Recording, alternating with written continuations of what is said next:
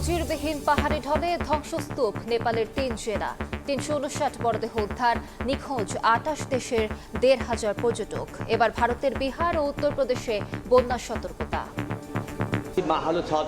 আমার স্ত্রী ভূমিধসের নিচে চাপা পড়ে যায় ৪-৫ ঘন্টা পর একটি হেলিকপ্টার এসে আমাকে উদ্ধার করে। এখন পর্যন্ত কোনো আমরা বাংলাদেশি কারোর এরকম নিখোঁজ হওয়া বা মৃত্যুর খবর পাইনি। একজন রেস্কিউ করা গেছে, বাকি ৩১ জনে এখনো কোনো ট্রেস আমরা পাইনি। নেপালে হতাহতের ঘটনায় সংসদে শোক প্রস্তাব গ্রহণ নেই বাংলাদেশে আটকে পড়ার তথ্য। বাংলাদেশে এতে এফেক্টেড হয়েছেন কিনা, যদি হয় তাহলে পরে আমাদেরকে যেন জানান এবং আমরা তাদের সঙ্গে সম্পূর্ণভাবে সহযোগিতা করব। দেখছিলেন প্রধান শিরোনাম, সন্ধ্যার সময় সঙ্গে আছি আমি আলিশ। এবার অন্যান্য শীর্ষ সংবাদ। শাহবাগ স্কোয়ারে বক্তৃতা দিয়ে পার্লামেন্টে বক্তৃতা দিয়ে এক কথা। মাননীয় সদস্যবৃন্দ অপেক্ষা করুন, উত্তর দেন। মাননীয় সদস্য কি শুনতাম, কেউ তো শুনছেন। স্বরাষ্ট্রমন্ত্রীর বক্তব্য ঘিরে সংসদে হট্টগোল, উদ্বেগ প্রকাশ স্পিকারের। মক্কা নিরাপত্তা জোটে এখনই যোগ দেওয়ার সুযোগ নেই জানালেন পররাষ্ট্রমন্ত্রী। রাষ্ট্রপতির সঙ্গে সিএসির বৈঠক, সেপ্টেম্বরে স্থানীয় সরকার নির্বাচনের তফসিল, বছরের শেষ দিকে হবে প্রথম ধাপের ভোট জানালেন প্রধান নির্বাচন কমিশনার। বর্জ্য থেকে বিদ্যুৎ উৎপাদনে বিনিয়োগে আগ্রহী চীন, চুক্তি সেপ্টেম্বরে এগিয়ে নিতে চায় রাজনৈতিক সম্পর্ক। ৩ বস্তিতে আবাসন নির্মাণে দেবে ১০,০০০ কোটি টাকা। রংপুরে ফোরমার্ডারে অভিযুক্ত মুগ্ধ সিদ্ধার্থের ডিএনএ ও ডোপ টেস্টের সিদ্ধান্ত মেনে ধর্ষণের আলামত, দ্রুত রহস্য উন্মোচনের দাবি জামায়াতের। বলবীর বল উন্নত মম শির, শির নেহারি আমারই নত শির ওই শিখর হিমাদ্রির।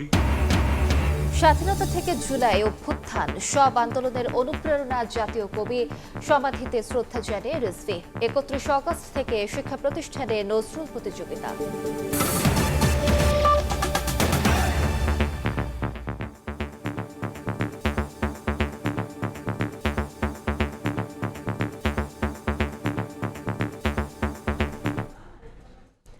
নজিরবিহীন পাহাড়ি ঢলে ধ্বংসস্তূপে পরিণত হয়েছে রসুয়া সহ নেপালের ৩ জেলা, বেড়েছে লাশের মিছিল।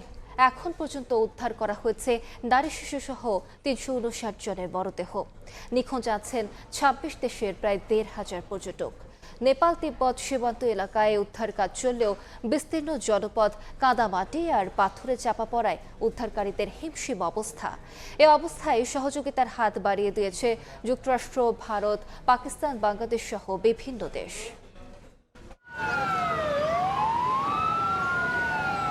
আবারও ক্ষতবিক্ষত হিমালয় কন্যা নেপাল। ২০১৫ সালের ভয়াবহ ভূমিকম্পের ১০ বছর পর এবার প্রলয়ঙ্কারী পাহাড়ি ঢলে লণ্ডভণ্ড দেশটির তিব্বত সীমান্তবর্তী ৩ জেলা।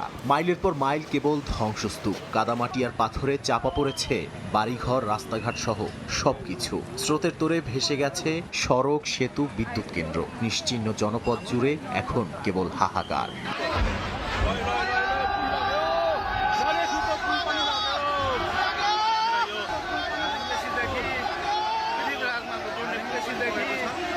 নেপালের ভুটেগসি ত্রিশুলি নদী হয়ে ভয়াবহ এই আকস্মিক বন্যা আঘাত হানে তিব্বত সীমান্তবর্তী এলাকায়। রসুয়া ও নুয়াকোট সহ সবচেয়ে ক্ষতিগ্রস্ত জেলাগুলোতে পানির স্রোতের সঙ্গে নেমে আসে বিপুল পরিমাণে কাদা, পাথর সহ ধ্বংসাবশেষ। নেপালের জাতীয় দুর্যোগ ঝুঁকি হ্রাস ও ব্যবস্থাপনা কর্তৃপক্ষ বলছে, কিছুক্ষণ পরপরই নতুন মরদেহ উদ্ধার করা হচ্ছে। নিখোঁজও আছেন শত শত মানুষ। উদ্ধার অভিযান চলমান থাকায় নিহতের সংখ্যা আরও বাড়তে পারে বলে জানিয়েছে স্থানীয় প্রশাসন। এখন পর্যন্ত কোনো আমরা বাংলাদেশি কারোর এরকম নিখোঁজ হওয়া বা মৃত্যুর খবর পাইনি। ধ্বংসের মাত্রা এতটাই ভয়াবহ যে বহু এলাকায় এখনো পৌঁছানো যাচ্ছে না। বিদ্যুৎ নেই, সড়ক যোগাযোগ বিচ্ছিন্ন, নেই ইন্টারনেটও। কোথাও পুরো গ্রামই পানির স্রোতে নিশ্চিহ্ন হয়ে গেছে। নেপালি সেনাবাহিনীর প্রায় ২,০০০ সদস্য স্থল ও আকাশপথে উদ্ধার অভিযানে অংশ নিয়েছে। হেলিকপ্টারে চলছে আটকে পড়াদের উদ্ধার ও ত্রাণ পৌঁছানোর কাজ। মানুষের প্রাণহানির পাশাপাশি ব্যাপক সম্পদহানি হয়েছে। ত্রিশুলী বাজার পুরোপুরি ভেসে গেছে। বেত্রাবতী বাজার, ঢুঙ্গে ও দেবীঘাট বাজারও নদীর স্রোতে নিশ্চিহ্ন হয়ে গেছে। এখন সেখানে মাত্র 4 থেকে 5টি বাড়ি টিকে আছে। প্রথম দিকে এই দুর্যোগের পেছনে ভূমিকম্পকে দায়ী করা হলেও পরে অবশ্য তথ্য সংশোধন করা হয়। যুক্তরাষ্ট্রের ভূতাত্ত্বিক জরিপ সংস্থা USGS জানিয়েছে কোনো ভূমিকম্প হয়নি। হিমবাহের একটি বিশাল অংশ ধসে পড়া এবং এর সঙ্গে নেমে আসা পাথর, কাদা ও ধ্বংসাবশেষ থেকেই সৃষ্টি হয় এই বিপর্যয়কর পাহাড়ি ঢল। ভয়াবহ এই মানবিক বিপর্যয় নেপালের পাশে দাঁড়িয়েছে আন্তর্জাতিক সম্প্রদায়। যুক্তরাষ্ট্র জরুরি সহায়তার জন্য $5 লাখ দেয়ার ঘোষণা দিয়েছে। ভারত পাঠিয়েছে 10 টন ত্রাণ সামগ্রী। চীনও সীমান্তের দুর্গত এলাকায় উদ্ধার ও ত্রাণ তৎপরতা জোরদার করেছে। ইউরোপীয় ইউনিয়ন, যুক্তরাজ্য, কানাডা, পাকিস্তান, বাংলাদেশ সহ আরও কয়েকটি দেশ সহায়তার আশ্বাস দিয়েছে। জাতিসংঘ জরুরি চিকিৎসা সরঞ্জাম ও প্রয়োজনীয় সামগ্রী পাঠানোর কথা জানিয়েছে। এদিকে ত্রিশুলী নদীর পানি গান্ডাক নদী হয়ে ভারতের দিকে নেমে আসায় বিহার ও উত্তরপ্রদেশের সীমান্তবর্তী এলাকাগুলোতে বন্যা সতর্কতা জারি করা হয়েছে। নাদিম মারজান, সময় সংবাদ। নেপালে ভয়াবহ বন্যা ও ভূমিধসের ঘটনায় এখন পর্যন্ত কোনো বাংলাদেশি হতাহতের খবর পাওয়া যায়নি বলে জানিয়েছেন পররাষ্ট্রমন্ত্রী ডক্টর খলিলুর রহমান। বলেন, জীবিত অথবা মৃত কারো খবর পাওয়া যায় যদি, তাহলে তাদের ফিরিয়ে আনতে দ্রুত পদক্ষেপ নেবে সরকার। মাননীয় প্রধানমন্ত্রীর পক্ষ থেকে, বাংলাদেশের জনগণের পক্ষ থেকে নেপালে যে ভয়াবহ প্রাকৃতিক দুর্যোগ ঘটেছে সে বিষয়ে আমাদের সহমর্মিতা, আমাদের শোক জ্ঞাপন করেছি। আমরা তাদেরকে সর্বাত্মক সহযোগিতা অফার করেছি। মন্ত্রী মহোদয় আমাকে বললেন যে তারা এখনও অ্যাসেস করছেন যে কী কী ড্যামেজ হয়েছে এবং কী ধরনের সহায়তা তাদের প্রয়োজন, এবং আজকে সন্ধ্যা কিংবা কালকের ভিতরে তিনি বিষয়ে আমাদেরকে জানাবেন। আমরা তৈরি আছি। কোনো বাংলাদেশি এতে অ্যাফেক্টেড হয়েছেন কিনা, যদি হয় তাহলে পরে আমাদেরকে যেন জানান এবং আমরা তাদের সঙ্গে সম্পূর্ণভাবে সহযোগিতা করব। দেশের আইনশৃঙ্খলা পরিস্থিতি নিয়ে ঢালাও ব্যর্থ বলা পল্টনে জনসভার বক্তব্যের মতো। স্বরাষ্ট্রমন্ত্রীর এমন বক্তব্য ঘিরে সংসদে বিরোধী দলীয় এমপিদের হট্টগোল। সংসদের ভবিষ্যৎ নিয়ে উদ্বেগ প্রকাশ করে যুক্তি দিয়ে বক্তব্য খণ্ডন ও কথা বলার স্বাধীনতা হরণ না করার আহ্বান জানান স্পিকার। এদিকে পররাষ্ট্রমন্ত্রী জানান, বাংলাদেশ ইতিবাচক হলেও মক্কা নিরাপত্তা জোটে এখনই যোগ দেওয়ার সুযোগ নেই। নতজারু পররাষ্ট্র নীতির কবর রচনা করা হয়েছে বলেও জানান মন্ত্রী। শাহবাগ স্কোয়ারে বক্তৃতা দিয়ে পার্লামেন্টে বক্তৃতা দিয়ে এক কথা না।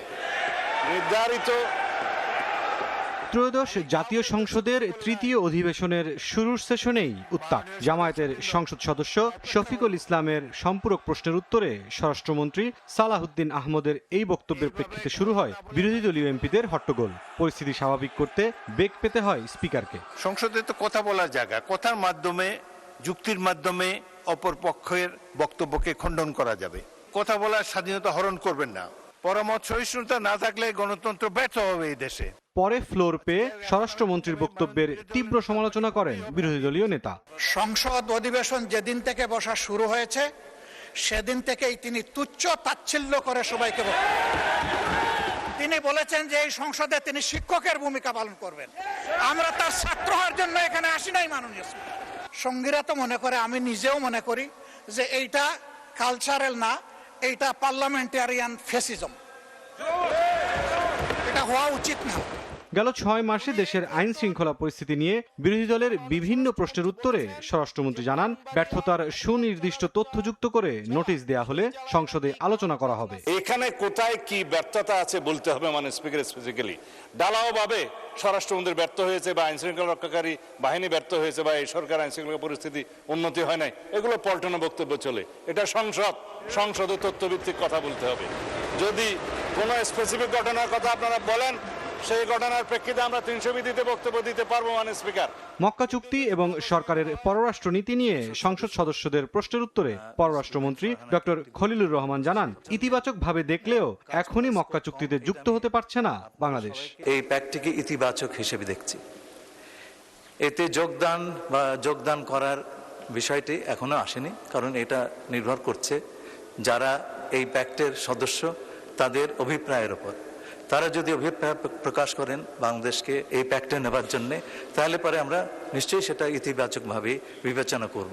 এদিকে অধিবেশনের শুরুতেই নেপালের ট্র্যাজেডিতে শোক প্রস্তাব গ্রহণ করে সংসদ। নেপালের সাম্প্রতিক প্রাকৃতিক দুর্যোগ, ব্যাপক প্রাণহানি, ক্ষয়ক্ষতির প্রেক্ষিতে আমি শোক প্রস্তাবের জন্য অনুরোধ করছি। মুরসালিন হক জুনায়েদ, সময় সংবাদ, ঢাকা। বঙ্গভবনে রাষ্ট্রপতি মির্জা ফখরুল ইসলাম আলমগীরের সঙ্গে সাক্ষাৎ করেছেন প্রধান নির্বাচন কমিশনার। বৈঠকে স্থানীয় সরকার নির্বাচনের সার্বিক প্রস্তুতি এবং বিভিন্ন বিষয় নিয়ে আলোচনা হয়েছে। বিকেলে ব্রিফিংয়ে এ কথা জানিয়েছেন সিইসি। বলেন, সেপ্টেম্বরে ঘোষণা করা হবে স্থানীয় সরকার নির্বাচনের তফসিল। বছরের শেষ দিকে হবে প্রথম ধাপের ভোট। দেশের 23তম রাষ্ট্রপতি মির্জা ফখরুল ইসলাম আলমগীরের সঙ্গে প্রধান নির্বাচন কমিশনারের এটি প্রথম সাক্ষাৎ। বৃহস্পতিবার দুপুরে সিসিএএমএম নাসির উদ্দিনের নেতৃত্বে কমিশনার আব্দুর রহমান এল মাসুদ, মোহাম্মদ আনোয়ারুল ইসলাম সানাউল্লাহ সহ ইসি সচিবালয়ের ঊর্ধ্বতন কর্মকর্তারা বঙ্গভবনে যান। রাষ্ট্রপতির সঙ্গে সাক্ষাতের পর বিকেলে ব্রিফিং করে সিইসি বলেন, ত্রয়োদশ জাতীয় নির্বাচন অত্যন্ত সুন্দর ও সফল হয়েছে বলে জানিয়েছেন রাষ্ট্রপতি। সেই ধারা বজায় রেখে আসন্ন স্থানীয় সরকার নির্বাচন নিরপেক্ষ ও গ্রহণযোগ্য করতে প্রস্তুতির কথা রাষ্ট্রপতিকে জানিয়েছে কমিশন। বারবার করে উনি বলেছেন যে আপনারা একটা অত্যন্ত সুন্দর একটা নির্বাচন দিয়েছেন, খুব শান্তিপূর্ণভাবে নির্বাচনটা হয়েছে, খুব ভালোভাবে নির্বাচন হয়েছে, দেশে বিদেশে প্রশংসিত হয়েছে, এরকম একটা নির্বাচন আপনারা দিয়েছেন। আমি এটার পরে বললাম যে স্যার, আমরা তো একইভাবে স্থানীয় সরকার নির্বাচনটাও করতে চাই। স্থানীয় সরকার নির্বাচনটাও আমরা very professionally, in a very credible manner আমরা করতে চাই, এবং ওনার জন্য এই ব্যাপারে ওনার সহায়তা চেয়েছি আমরা। সেপ্টেম্বরেই স্থানীয় সরকার নির্বাচনের তফসিল দেওয়া হবে বলে জানান প্রধান নির্বাচন কমিশনার। পার্টিকুলারলি ওই যে ঠাকুরগাঁওয়ের জন্য আবার একটা বাই ইলেকশন আছে, ওটাও আমার 90 দিনের মধ্যে শেষ করতে হবে। এটা 90 দিনের মধ্যে শেষ করতে গেলে তাহলে যাতে ক্ল্যাশ না হয়, কারণ আমার তো ইউনিয়ন পরিষদ তো ঠাকুরগাঁও তো আছে, যাতে ক্ল্যাশ যাতে না হয় সেটা ইনশিওর করে আগাতে হচ্ছে আমাদেরকে। তো ইন এনি কেস আমার মনে হয় আমরা এই সেপ্টেম্বরের মধ্যে একটা শিডিউল দিতে পারবো। স্থানীয় সরকার নির্বাচনে সেনাবাহিনী মোতায়েনের পরিকল্পনার কথা জানান প্রধান নির্বাচন কমিশনার। এখানেও ঢোকানোর জন্য আমরা প্রপোজালটা অলরেডি মন্ত্রণালয়ে চলে গেছে। শাহরিয়ার সৌমিক, সময় সংবাদ, ঢাকা। রাষ্ট্রীয় দায়িত্ব পালনে সম্পূর্ণ দল নিরপেক্ষভাবে কাজ করবে বলে জানিয়েছেন রাষ্ট্রপতি মির্জা ফখরুল ইসলাম আলমগীর। সকালে বঙ্গভবনে রাষ্ট্রপতির প্রথম দরবারে তিনি বলেন, দেশ, রাষ্ট্র ও জনগণের স্বার্থই হবে তার একমাত্র লক্ষ্য। বঙ্গভবনের কর্মকর্তা কর্মচারীদের উদ্দেশ্যে রাষ্ট্রপতি বলেন, দেশের মানুষের প্রতি ভালোবাসা, সম্মান ও আনুগত্য রাখতে হবে। বঙ্গভবন হল রাষ্ট্রীয় মর্যাদা ও সার্বভৌমত্বের প্রতীক, এর মর্যাদা অক্ষুণ্ণ রাখতে হবে। কর্মকর্তা কর্মচারীদের দায়িত্বশীল রাষ্ট্রীয় ব্যয় সাশ্রয়ী ও অপচয় রোধের আহ্বান জানান তিনি। একই সঙ্গে দেশের যে আমি এখন সম্পূর্ণভাবে একজন দল নিরপেক্ষ মানুষ, এবং আমার রাষ্ট্রের রাষ্ট্রপতি হিসেবে দায়িত্ব গ্রহণ করার পরে আমি সব কিছুর রাজনীতির ঊর্ধ্বে আমি থাকবো বলেই আমি শপথ নিয়েছি। আমার সামনে একটাই মূল উদ্দেশ্য, লক্ষ্য, সেটা হচ্ছে আমার দেশ, আমার রাষ্ট্র, আমার জনগণ। সকল রাষ্ট্রীয় ব্যয়ের ক্ষেত্রে আমাদেরকে সাশ্রয়ী হতে হবে এবং জনগণের অর্থ যেন অপচয় না হয় সেদিকে আমাদেরকে সব সময় সতর্ক দৃষ্টি রাখতে হবে। আমিনবাজারের বর্জ্য থেকে বিদ্যুৎ উৎপাদন প্রকল্পে বিনিয়োগ করতে চায় চীন। চুক্তি সেপ্টেম্বরে এবং 2028 সালে হবে বিদ্যুৎ উৎপাদন। সচিবালয়ে ঢাকায় নিযুক্ত চীনা রাষ্ট্রদূতের সাক্ষাতের পর ব্রিফিংয়ে এ কথা জানান এলজিআরটি প্রতিমন্ত্রী। বলেন, বিএনপি সরকারের সঙ্গে রাজনৈতিক সম্পর্ক এগিয়ে নিতে চায় দেশটি। চীনের রাষ্ট্রদূত ইয়াওয়েন বলেন, প্রধানমন্ত্রী তারেক রহমানের চীন সফরের পর দুদেশের সম্পর্কে নতুন সম্ভাবনা তৈরি হয়েছে। রাজনৈতিক ও অর্থনৈতিক সহযোগিতার পাশাপাশি বর্জ্য ব্যবস্থাপনা, বর্জ্য থেকে বিদ্যুৎ, গ্রিন এনার্জি উৎপাদন এবং বস্তি উন্নয়ন সহ বিভিন্ন খাতে সহযোগিতায় দীর্ঘদিন ধরেই আগ্রহী চীন। প্রধানমন্ত্রী তারেক রহমানের চীন সফরের পর এসব খাতে বিনিয়োগের আগ্রহ আরও বেড়েছে চীনের। বৃহস্পতিবার সকালে সচিবালয়ে এলজিআরডি মন্ত্রী ডক্টর আব্দুল মঈন খান ও প্রতিমন্ত্রী মীর শাহে আলমের সঙ্গে বৈঠক করেন চীনের রাষ্ট্রদূত ইয়াওয়েন। বৈঠক শেষে বলেন, প্রধানমন্ত্রীর সাম্প্রতিক চীন সফরের পর দুই দেশের সম্পর্ক নতুন সম্ভাবনা তৈরি হয়েছে। মোংলা বন্দর ও তিস্তা প্রকল্প সহ নবায়নযোগ্য জ্বালানি খাতে বাংলাদেশে বিনিয়োগে আগ্রহের কথা জানান তিনি। Honorable Prime Minister, very successful visit, a landmark visit. We decided to build China-Bangladesh community for shared future in the new year. It is new definition for China-Bangladesh cooperation. So under this framework, we are moving forward in cooperation in all the area, especially economic cooperation. বিনিয়োগের পাশাপাশি BNP সরকারের সঙ্গে চীন রাজনৈতিক সম্পর্ক বাড়াতে চায় বলে জানান এলজিআরডি প্রতিমন্ত্রী। বর্জ্য থেকে বিদ্যুৎ উৎপাদন প্রকল্পে বিনিয়োগে সেপ্টেম্বরে চুক্তি হবে চীনের সঙ্গে। ওয়েস্ট টু এনার্জি প্রজেক্টটা তাদের দেশের কোম্পানি করছে। 1.5 বছরের মধ্যে তারা জাতীয় গ্রিডে 42 মেগাওয়াট বিদ্যুৎ জাতীয় গ্রিডে তারা ওখান থেকে দিবেন। চুক্তি স্বাক্ষরের অনুষ্ঠান রয়েছে চায়নাতে 2 সেপ্টেম্বর। আর 21 টাকা 70 পয়সা সেন্ট হিসাবে আমরা বিদ্যুৎ তাদের কাছ থেকে ক্রয় করব, মানে 25 টাকা ইউনিট। এটা এমনিতে মনে হচ্ছে অনেক বেশি, কিন্তু আমাদের লাভটা হচ্ছে অন্য জায়গায়। আমাদের ময়লা আবর্জনাগুলো তো তারা ধ্বংস করে দিচ্ছে, এবং সেখানে যে ময়লা আবর্জনা ওয়েস্ট থাকছে সেখান থেকে জৈব সার হচ্ছে। রাজধানীর গুলশান, মহাখালী ও কড়াইল বস্তির উন্নয়নে আবাসন নির্মাণে প্রায় 10,000 কোটি টাকা বিনিয়োগে চীন রাজি বলেও জানান প্রতিমন্ত্রী। আধুনিক আবাসন ব্যবস্থা যেখানে তারা ফ্রি বসবাস করতে পারবে আর কি, এটা প্রায় 10,000 কোটি টাকার প্রজেক্ট। তারা বলেছে যে পুরোটা যদি একসাথে আমরা নাও পারি, আমরা প্রায়োরিটি বেসিসে পর্যায়ক্রমে আমরা এখানে ইনভেস্ট করব। চীন থেকে যুদ্ধ বিমান কেনার বিষয়ে জানতে চাইলে কোনো মন্তব্য করেননি কেউ। প্রসূন আশিস, সময় সংবাদ, ঢাকা। দেখছেন সন্ধ্যা সময়। টপ এন্ড টি-20-র খবর। নিউজিল্যান্ড এ দলকে 23 রানে হারিয়ে টুর্নামেন্টের সেমিফাইনালে এক পা দিয়ে রাখল বাংলাদেশ এইচপি দল। টস হেরে ব্যাটিংয়ে নামা এইচপি শুরুতেই হারায় জিসান আলমের উইকেট। পরে সোহানকে নিয়ে পাল্টা আক্রমণ করেন আরিফুল। বাঁহাতি আরিফুলের ঝড়ে উড়ে যায় কিউবি বোলাররা। 48 বলে 71 রানের ঝলমলে এক ইনিংস খেলেন তিনি। আরিফুলের পর দলের রান বাড়ানোর দায়িত্ব নেন সাব্বির রহমান। 36 বলে অপরাজিত ছিলেন 62 রানে। 5 উইকেটে 181 রানের সংগ্রহ পায় বাংলাদেশ এইচপি। জবাবে নিউজিল্যান্ড এ দলের ম্যাক্সচু এবং ম্যাথিউ বয়েল ছাড়া বলার মতো রান পাননি আর কেউই। 3টি করে উইকেট নেন রাকিবুল এবং রিপন। 158 রানে শেষ হয় ব্ল্যাক ক্যাপসদের ইনিংস। এ পর্যায়ে শীর্ষ সংবাদগুলো জানিয়ে দিচ্ছে আরেকবার।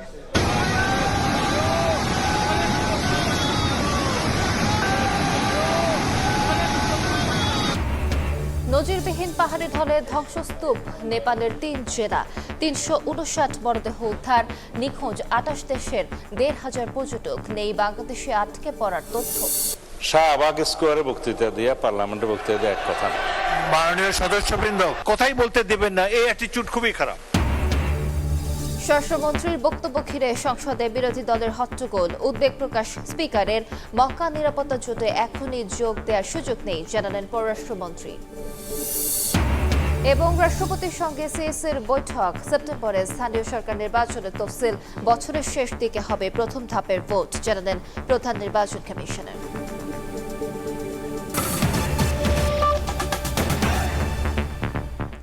এই ছিল সন্ধ্যার সময়। এরপর জনপদের সময় নিয়ে সঙ্গে থাকবেন গোলাম রাব্বি। আলিশা, আপনাকে ধন্যবাদ। জনপদের সময় নিয়ে আসছি কিছুক্ষণ পর। সঙ্গেই থাকুন সময়।